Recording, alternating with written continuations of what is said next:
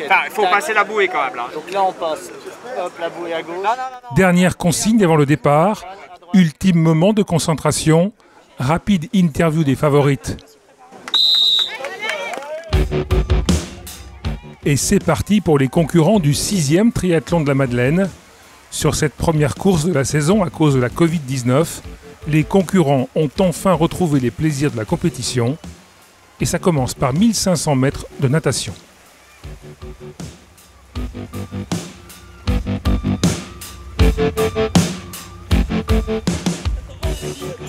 Une remise dans le bain dans le lac de Saint-Rémy-de-Maurienne et changement de matériel et de décor.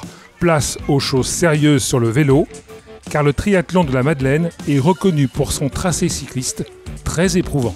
Évidemment, le triathlon de la Madeleine est le triathlon le plus difficile qui puisse être sur la distance M, avec 2200 mètres de dénivelé sur 53 km. Donc les spécialistes apprécieront bien entendu la difficulté qui est proposée à nos participants.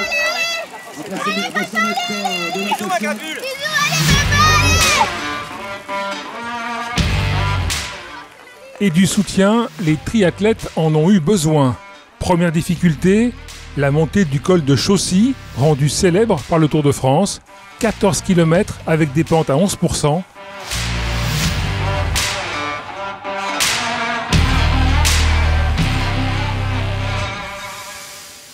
Et des spectateurs, un brin farceur. Allez, go!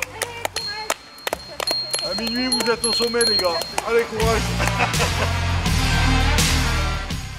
Et au sommet, il faut déjà redescendre à vive allure dans la vallée pour ensuite remonter sur Saint-François-Longchamp et enfin enchaîner avec 7 km de course à pied.